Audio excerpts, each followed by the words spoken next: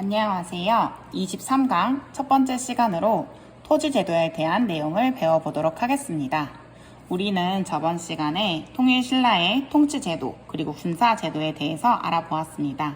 그리고 세 번째로 알아볼 것이 바로 이 토지제도에 대한 내용입니다. 이 토지제도에 대한 아래의 내용을 이해하기 위해서 몇 가지 개념이 필요한데요. 그 개념에 대해서 자세히 알아보는 시간을 갖도록 하겠습니다. 우선 세금에 대한 이해가 필요합니다. 이 당시에 세금은 세 가지 종류가 있었습니다. 줄여서 조용조라고 하는데요. 이렇게 하나, 둘, 세 가지를 들 수가 있습니다. 조세라고도 불리는데 토지세금입니다. 그리고 두 번째 공납이라고도 불립니다. 특산물로 세금을 내는 것을 뜻합니다. 그리고 세 번째 조는 역이라고 불리기도 하는데요. 노동력으로서 세금을 내는 것이라고 볼 수 있습니다. 이렇게 세 가지 세금, 조용조를 거두어 갈 수 있는 권리를 수조권이라고 불렸습니다. 조세를 수취할 수 있는 권리, 그것이 바로 수조권입니다. 조세를 그러면 누가 걷어갈 수 있었을까요?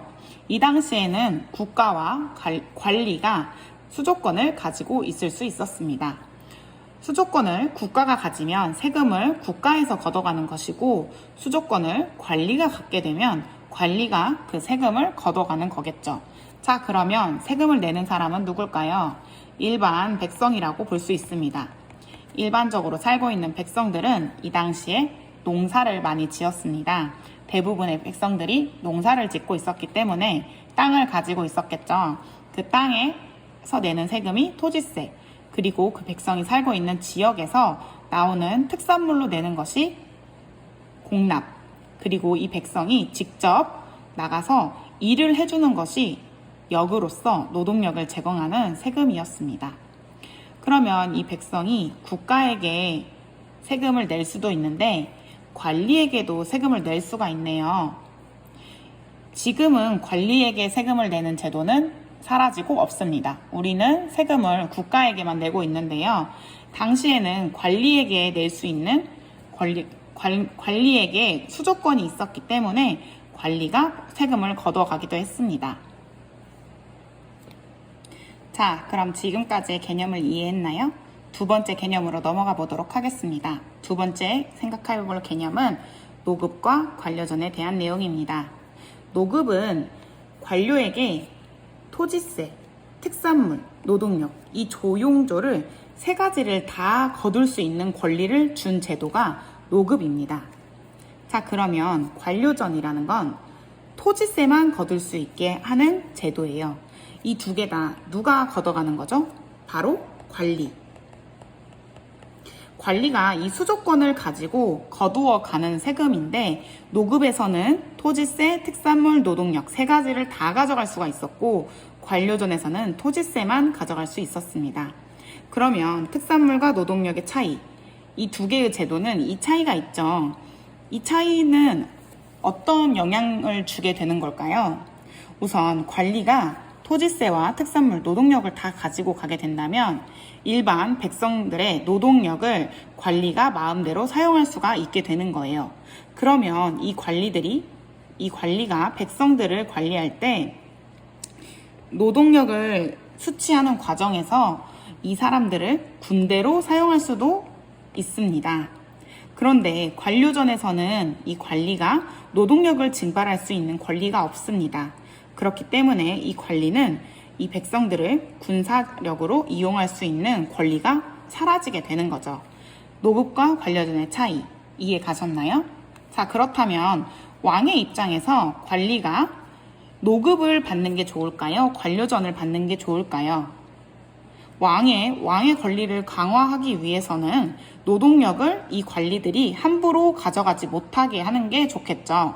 그래서 왕권을 강화시키기 위해서는 관료전이 조금 더 유리합니다. 하지만 관리들이 힘이 세다면 왕에게 노급을 받고 싶다고 할 거예요. 그래서 노동력까지 수취할 수 있는 권리를 왕에게 달라고 하겠죠. 그래서 이 개념을 가지고 이 내용을 한번 이해해 보도록 할게요. 신문왕은 왕권이 강한 왕이라고 했었습니다. 그래서 노동력까지 수취할 수 있는 이 노급제도를 신문왕은 폐지를 합니다. 그리고 관료들에게 노동력 징발이 없는 관료전을 지급하게 됩니다. 신문왕은 왕권이 강했기 때문에 이러한 토지 제도를 운영할 수가 있었어요. 자, 그런데 나중에 경덕왕 시기에 가면 이 노급이 다시 부활하게 됩니다. 노급이 부활했다는 건 관리들의 힘이 더 강해졌다는 거고 왕의 권한이 더 약해졌다는 걸 추측해 볼 수 있겠죠. 관리들의 권한이 강해졌기 때문에 왕에게 노동력까지 가질 수 있는 노급을 부활시키라고 말했을 겁니다. 이제 이 내용이 이해 가셨나요?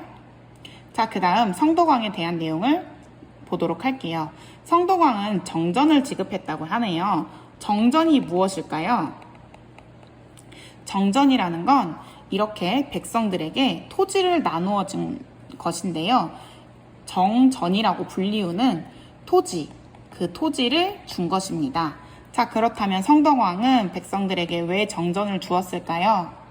백성들이 토지를 가지고 있어야 그 토지에 의해서 조세, 공납, 역이라고 하는 세 가지 세금을 잘 낼 수 있었기 때문입니다. 그런데 여기에 우리가 추가적으로 알아두어야 하는 사항이 하나 있습니다. 이때 당시에 성덕왕이 전 국토의 땅을 전부 돈 주고 산 다음에 그 땅을 백성들에게 나누어 준 것은 아니었다고 보여요. 왜냐하면 그 당시에 백성들은 그 전에도 이미 토지를 소유하고 있었기 때문이에요. 그렇다면 정전을 주었다는 건 어떤 의미일까요? 백성들이 가지고 있는 이 여러 개의 땅을 한 명 한 명씩 주인이 있었겠죠. 이 주인을 인정해 주었다고 보는 것이 지금의 해석입니다. 그래서 성덕왕 시기에 백성들이 땅을 가지고 있는 것을 그들의 땅이라고 인정해 주었다는 내용으로 볼 수 있겠습니다. 여기까지 보면 이제 토지제도에 대한 개념을 조금 이해가 갔을 거라고 생각을 해요. 추가적으로 두 가지 내용 한 번 더 알아보도록 할게요. 자, 그렇다면 관리는 수조권을 가지고 있습니다. 그렇다면 관리에게 수조권을 주는 이유가 뭘까요? 관리가 일을 했죠. 지금으로 빗대어 보면 한마디로 공무원인 거예요. 이 공무원들이 일한 대가로 월급을 받아야겠죠. 이 월급을 당시에는 녹봉이라고 불리었는데 이 녹봉에 해당하게 준 것이 바로 수조권이라고 생각하면 되겠습니다. 시대별로 조금씩 다른 모습이 나타나는데요. 어떤 때는 녹봉도 주었고 수조권도 주었고 어떤 때는 수조권만 주기도 하였고 어떤 때는 녹봉만 주기도 했을 것입니다. 이 자세한 내용은 계속해서 역사를 공부하면서 알아가 보도록 하고요. 관리에게 이러한 권리가 있었다는 것을 생각해보면 앞으로의 내용을 이해하기가 쉬울 것 같아요. 자, 마지막으로 우리가 알아볼 개념은 공전과 사전에 대한 개념입니다.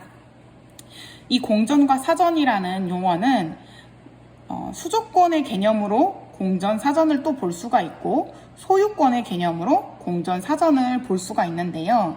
우리가 생각하기에 흔히 이 땅은 내 거야, 이 땅이 있으면 이거 내 거야 라고 하면 우리는 흔히 소유권의 개념으로 이해를 합니다. 이 땅을 내가 돈 주고 사서 가지고 있다, 내가 소유하고 있다는 것이 바로 소유권의 개념인데요. 이 소유권, 내가 가지고 있어 라고 하는 건 선생님은 개인이죠. 개인이 그 땅의 소유권을 가지고 있는 것이 사전입니다. 그런데 이 소유권을 국가가 가지고 있는 땅이 있을 수가 있겠죠. 국가가 가지고 있는 땅을 공전이라고 불립니다. 그런데 이것은 소유권에 대한 두 개의 개념의 차이고요. 또 수조권의 개념의 차이가 있습니다. 공전이라고 하는 것은 이 수조권을 걷어갈 권리를 국가가 가지고 있는 땅, 그것을 공전이라고 하고요. 이 수조권을 걷어갈 권리를 관리가 가지고 있는 땅, 그 땅을 사전이라고 불리웁니다. 우리가 역사를 공부하면서 공전, 사전에 대한 내용이 계속해서 나올 텐데요. 조선시대가 지나서 우리 현대사로 들어오면 공전, 사전의 개념이 소유권으로 많이 바뀌게 되는데 그 전까지 삼국시대, 고려시대, 그리고 조선시대에 나오는 공전사전의 개념의 단어들은 교과서에서 보통 다 수조권에 대한 내용이라고 생각하면 교과서를 읽을 때 많이 도움이 될 것 같습니다. 자, 그러면 여기까지 토지제도에 대한 개념 내용을 살펴보았습니다. 그러면 다음 시간에 만나요.